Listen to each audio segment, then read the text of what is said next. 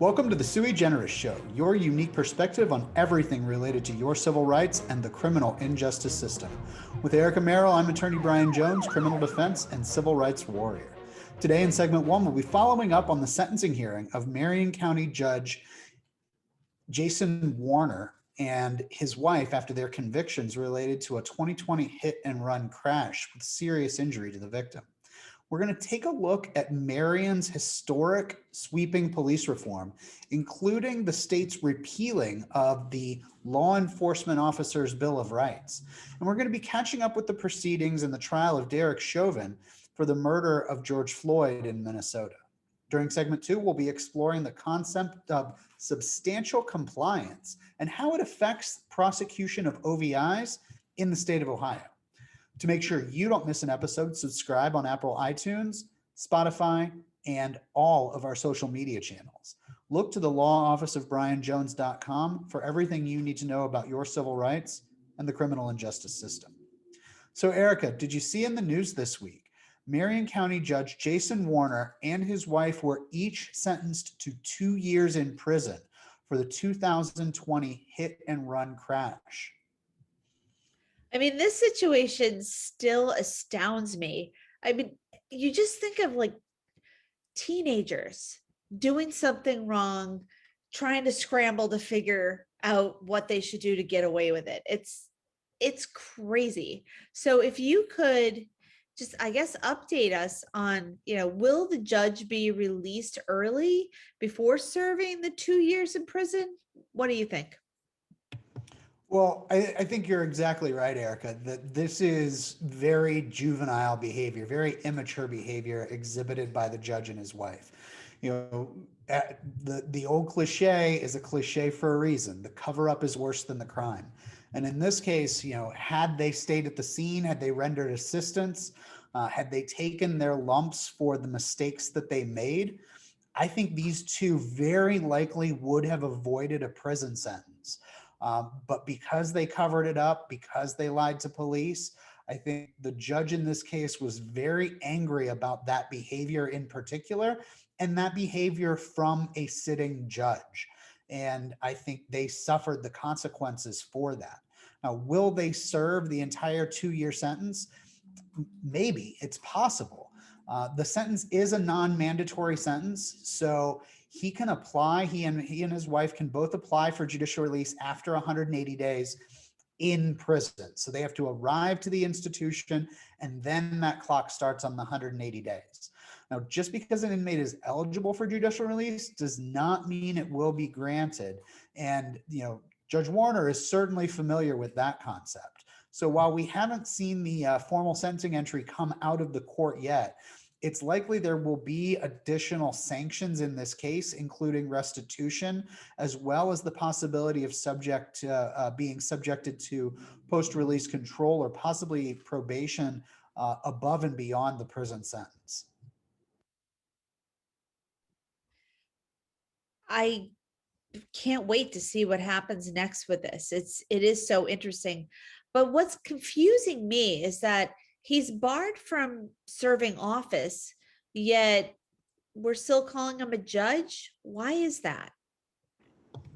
So I think that's a really great point, that Jason Warner, to date, has not resigned his position as a sitting judge in the state of Ohio. And in fact, the state's attorney general, who was serving as the prosecution in this case, pointed that out in their sentencing memorandum. And it's pretty shocking that he's not done so, leaving the state now to request the Ohio Board of Professional Conduct and Disciplinary Council to revoke his license in order to remove him as a sitting judge. Now, nobody convicted of a felony may serve as a public official or employee in the state of Ohio under a variety of sections of the revised code. Now, it's important to note that this is just one of several rights and privileges that are forfeited by anybody convicted of a felony in the state of Ohio, unless the plea, verdict, or finding of guilty is reversed or annulled on appeal or through some other post-conviction relief or through a total pardon. Now, it's a danger to in my opinion, I think it's dangerous to general respect for the law and the administration of justice, both in Marion County and around the state, to have a judge who's still a sitting judge be seen in prison garb and serving a prison term. And I think it's really a tragedy for both the victim and the county, both of whom are still awaiting for the judge to do the honorable thing and resign his position of power and authority in Marion County. Regardless of their intent to appeal or the possibility of a reversal, at this point, the finding of guilty has been made, and he is on his way to prison. So I think it's really detrimental to the administration of justice. But he is still officially called Judge Jason Warner until he resigns or is officially removed from that position. It's amazing. And I don't mean that in a good way. I can't even imagine how he even has the choice after what he did. So can you tell me, I know that the defense, the judge denied the defense a motion to stay execution of sentence pending appeal. I mean, is that very significant when it comes to trial court? So I think it is in this case. Judges make decisions on whether to stay, put a pause on sentences while a case is worked up through the appellate process all the time. And they make that decision based on the evidence that they see during the course of the trial and during the sentencing phase. In particular, things like risk assessment score and pre-sentence investigation reports. There's no guidebook or checklist or bright line rule as to whether a court is required or is to presume a favorable request for stay of execution of a sentence. But if the request to the trial court is denied, it really says something about the person who's making that request, the judge's opinion of that person's chances on appeal, and that person's likelihood of remaining compliant with the terms of pretrial release now that the sentence has been handed down.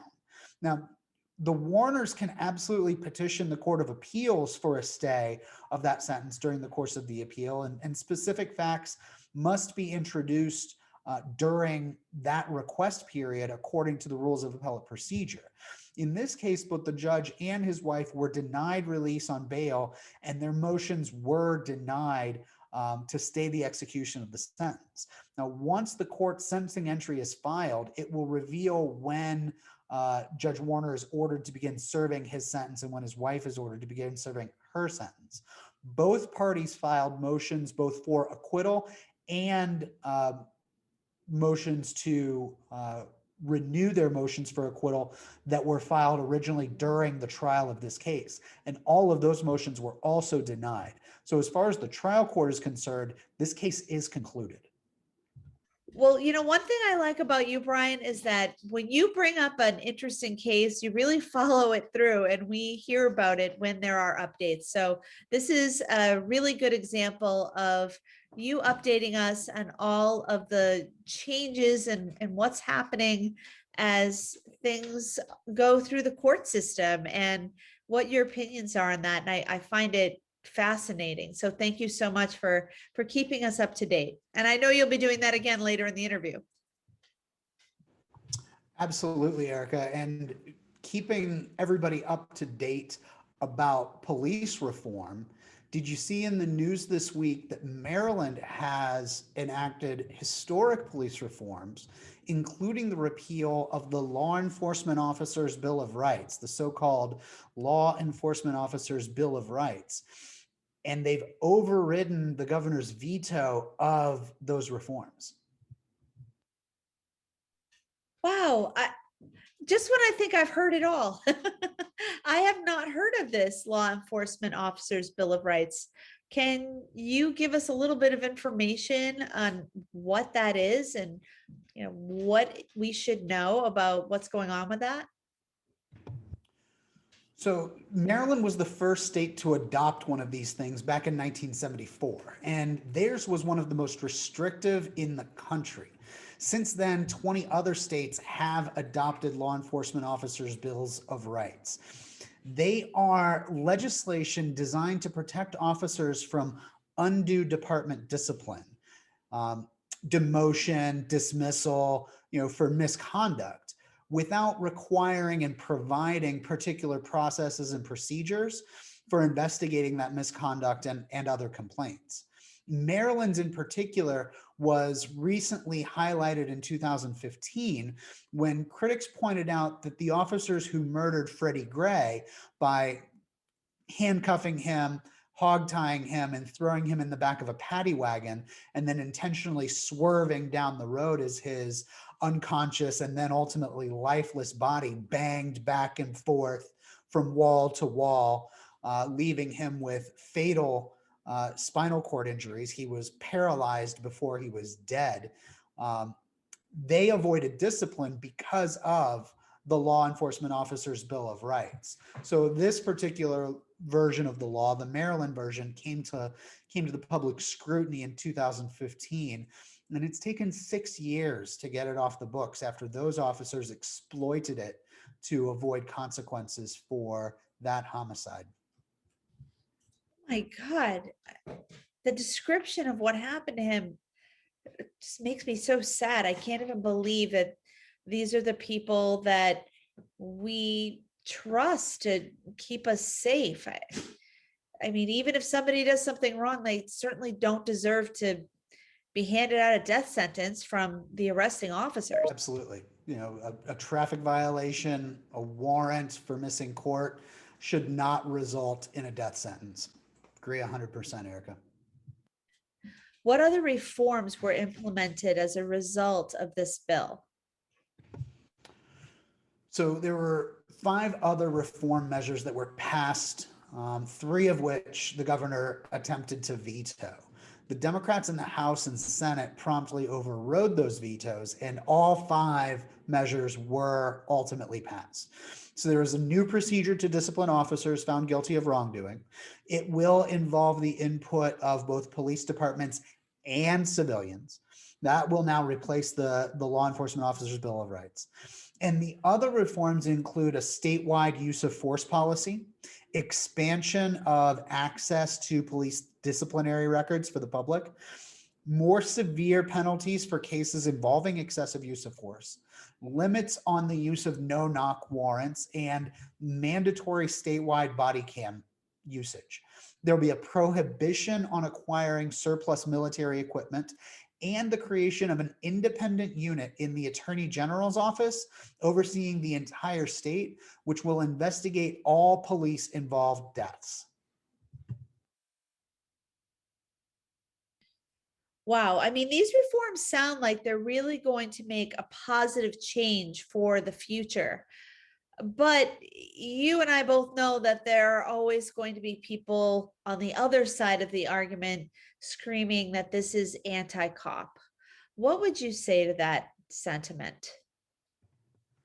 It doesn't have to be anti-cop. That's a false dichotomy created by the tacit and, let's be honest, explicit proponents of institutional racism. Police reform is only anti-cop if we create the scenario where the rights of Black and Brown Americans, poor Americans, and other marginalized groups are antithetical to the rights of police and law enforcement officers. When the reality is that they should be one and the same. Law enforcement should be held to the same standard as any other person. Just because you wear a shield does not put you above the law. With all due respect, being a police officer is not an identity. It's a career. It's a job. It's a choice. You can't choose to be not Black, but you can choose to be not a police officer.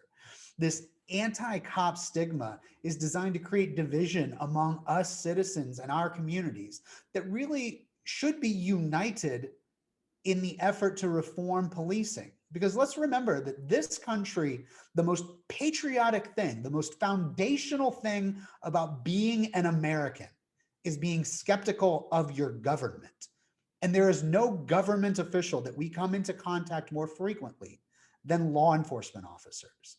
So don't allow the government to divide us, the people. That is a false dichotomy, and we do not have to fall for it.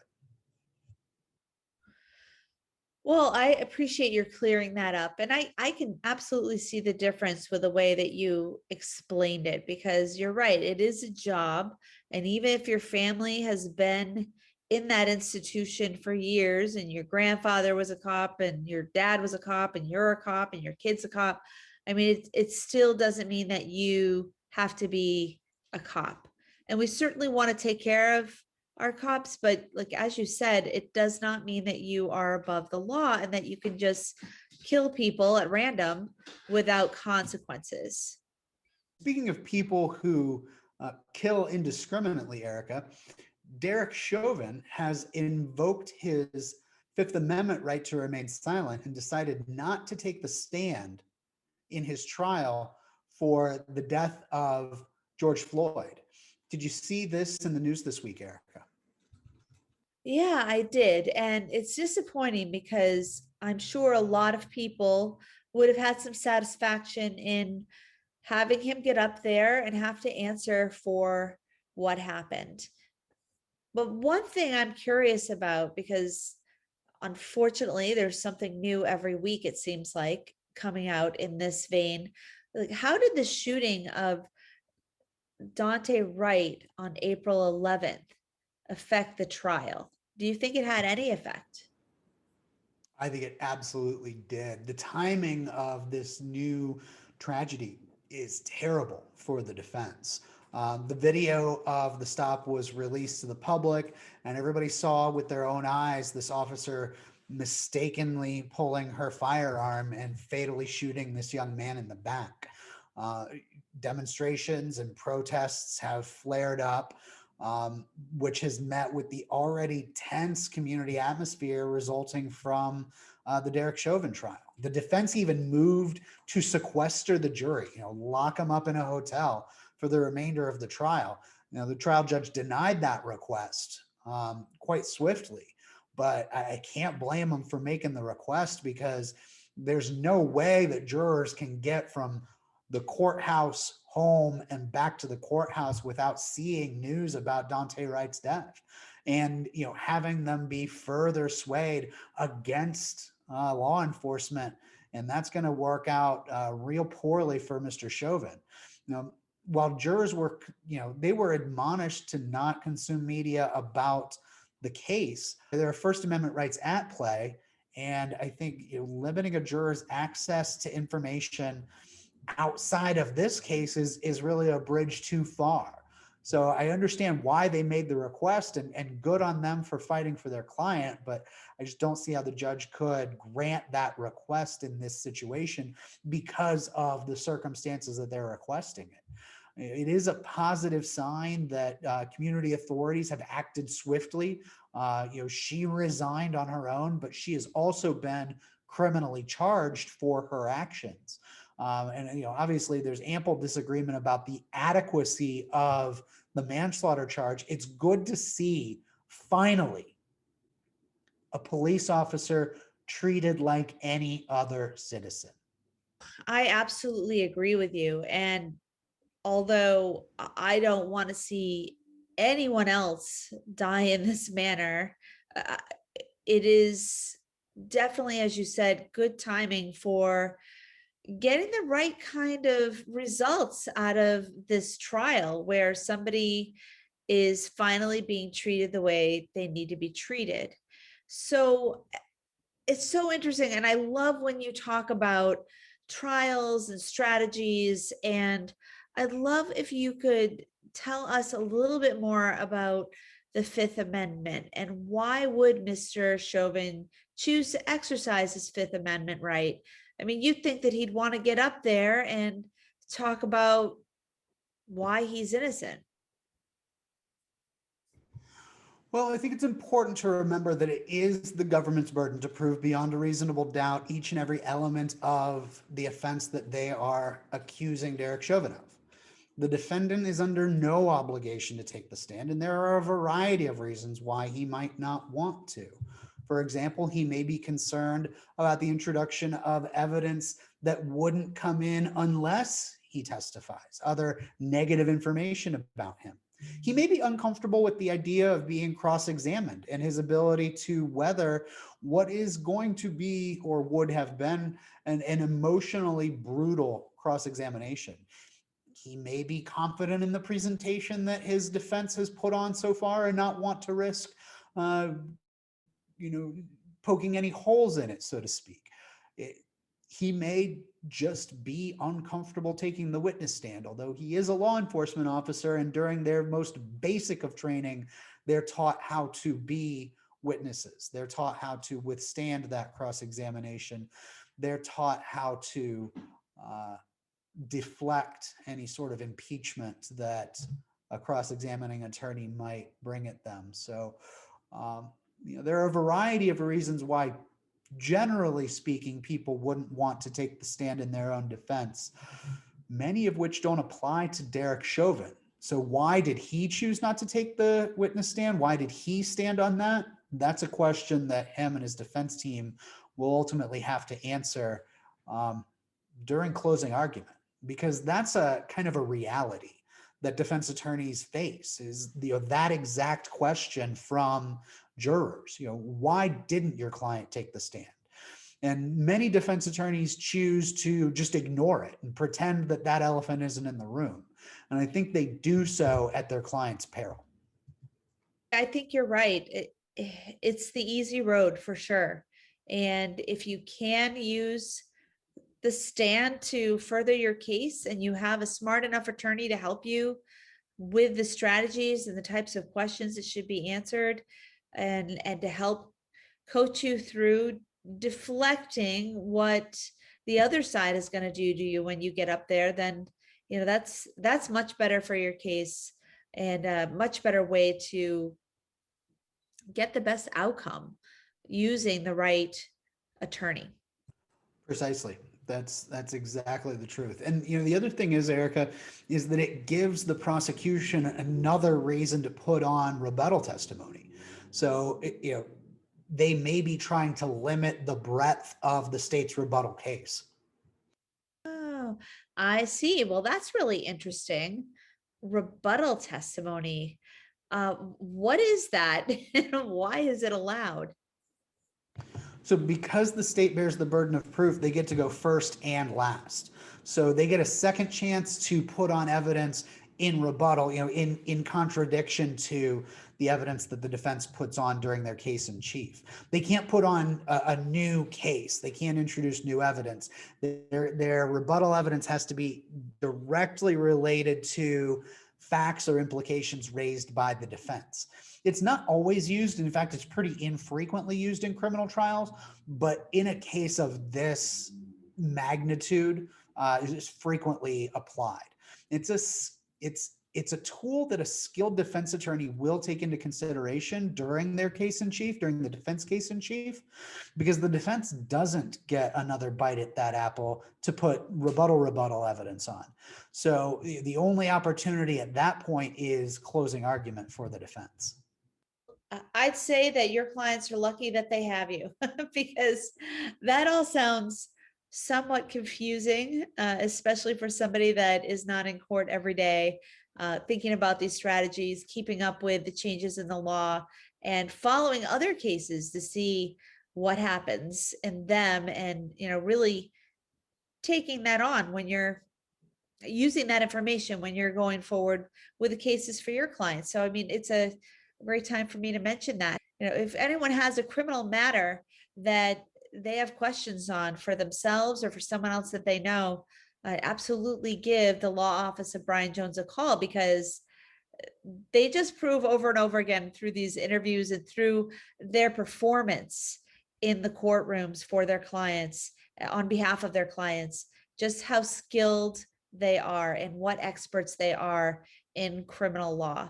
So absolutely give them a call. Thank you for those kind words, Eric. I appreciate it. And with that, let's turn to our featured topic this week. Field sobriety tests and forensic testing are critical to OVI prosecutions. And the revised code and the administrative code, both here in Ohio, provide guidelines that police and government agencies have to follow during the course of their investigation. But the Ohio Supreme Court has determined that there needs to be only substantial compliance with these regulations in order to offer that information to juries at trial. Let's talk today about substantial compliance and what that means in OVI prosecutions. I can't wait to learn something new, as I do every time we have these interviews. So what does substantial compliance mean? Substantial compliance is defined as law enforcement or government agencies meeting the standards set forth in the procedural rules only to the extent that the errors that they may make are de minimis. That standard was set forth back in 2003 in State versus Burnside.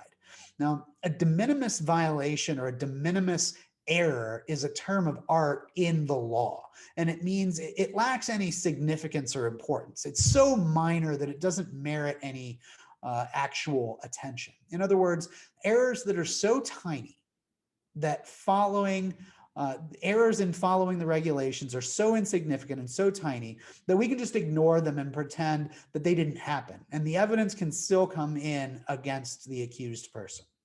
This sounds like it could be a problem. I mean, if there are rules out there, and like, what is the purpose of a regulation if they don't actually have to be followed by the letter of the law? And are there people just deciding willy-nilly which things are going to go forward in following those regulations and which aren't? So the Ohio Supreme Court said in 2007 that substantial compliance doesn't violate the Ohio Constitution and it's allowable under the revised code. They said that in State versus Boxar. Now, the revised code itself says the prosecution has to demonstrate by clear and convincing evidence that the tests were administered in substantial compliance in order to, one, have an officer testify about the results of those tests, two, to introduce those tests results in a trial, and three, that to allow the court to accept that as evidence if it's admissible otherwise under the rules of evidence. So what are we talking about here? Well, there's this three-part test. There's three levels that they have to get through in order to get this information into evidence. The results of field sobriety tests is what we're really talking about here. And what ends up happening is it becomes almost a farce in almost every OVI case because the concept of substantial compliance has been so expanded as to leave the regulations nearly meaningless. I mean, I have personally had situations where the court has said, well, the officer might not have told the accused person that they had to meet this particular standard during the course of the field sobriety test, but we're going to say it's substantial compliance. And we're just going to allow the results of that test in, even though an entire portion of the test wasn't administered to the accused. I've had courts say, that using wrong stimulus, that improperly judging the results of the field sobriety test, literally saying that an accused did something that's not a clue, not a cue under the standards, is now acceptable, and we're going to use it and hold it against the defendant. And so courts frequently excuse these testing issues and nonconformity, noting that the attacks on the reliability of the evidence need to be made in front of the jury rather than in front of the judge. You know, our argument is this evidence should be completely excluded at trial because the tests were done wrong and we don't allow bad science into court. And what the judges are saying is, well, you can tell the jury that it's bad science. Explain that to them. I don't know how you keep up with all of this. It sounds like it's like playing a game where they change the rules on you all the time. I mean, would you agree? Yeah, that's exactly what it is. So what options exist for the accused whose case was investigated in a manner that violates the regulation? Number one, thorough investigation of all the tests and testing procedures during the course of law enforcement's investigation of the case is critical. The defense attorney needs to pull training records, needs to review dash cam footage, needs to review instrument records, laboratory accreditations, any other materials that are readily available or hidden by the government that go to the officer's ability to conduct the test, the machines that they do chemical tests on were working properly and properly maintained and calibrated. All of that information needs to be gathered. Combine that collection of information with an attorney's training on what the standards are, both from a legislative perspective as well as a scientific perspective. Now, step two is taking all of that information and putting it in a written argument to the court called a motion to suppress. And in that motion to suppress, you got to raise all of those issues that are identified during the course of the investigation. You've got to prep for the hearing, and you got to get subpoenas out, talk with expert witnesses, scientists that actually want to follow science. You got to prepare your client if they're going to get on the stand. You got to put all of this information together in an informational packet to present to the judge and try and convince the judge, look, this is bad science. Do not let bad science happen in your courtroom. Toss it out. Step three is if the judge says, we're going to allow the bad science in the courtroom, you got to have a very candid discussion with your client about whether filing an appeal is an appropriate next step. Are we going to say, well, you know what, let's argue to the Court of Appeals that the rules weren't followed, the science is bad, and we're going to make our stand in the Court of Appeals? Or are we going to try and convince a jury that this is bad evidence? And this is a very difficult conversation to have because of the possibility of making bad law. We have so much bad law here in Ohio on OVIs that creating more of it is really dangerous. But the reality is that it's the defendant's choice. It's the accused person's choice whether to take that issue up on an appellate basis. So you gotta have that conversation with your client. Is this something that we can really win in the Court of Appeals? I think last but not least, if you are going to trial, you have to have a really candid conversation with your client about the appropriateness of expert witnesses and using those expert witnesses at trial to make sure that the science is properly explained to the jury. Because when we're talking about OVIs, there is so much science built into these cases. The prosecution wants to go in there and say, drunk look drunk, drunk drunk, numbers say drunk, convict drunk. And it's nowhere near that simple.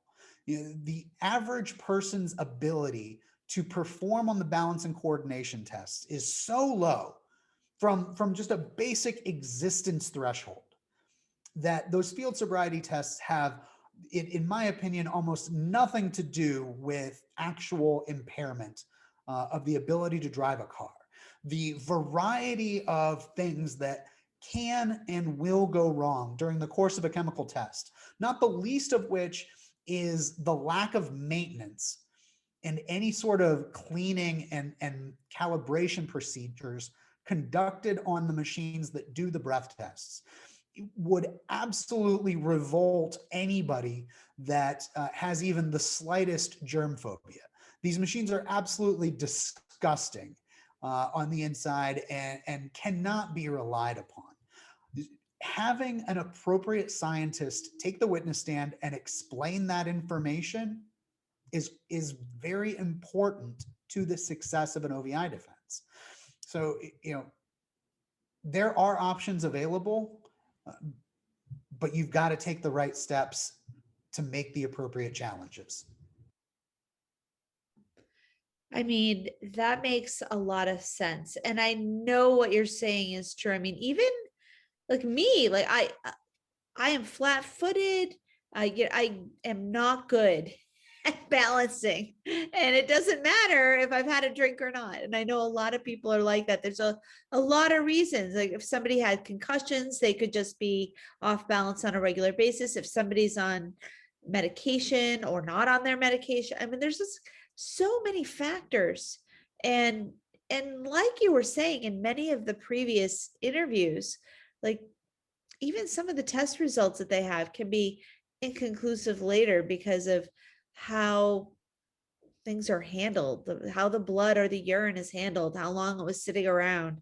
I mean, there's just way too many things that can go wrong with test results in order to just write someone's whole life off without really putting it through some scrutiny.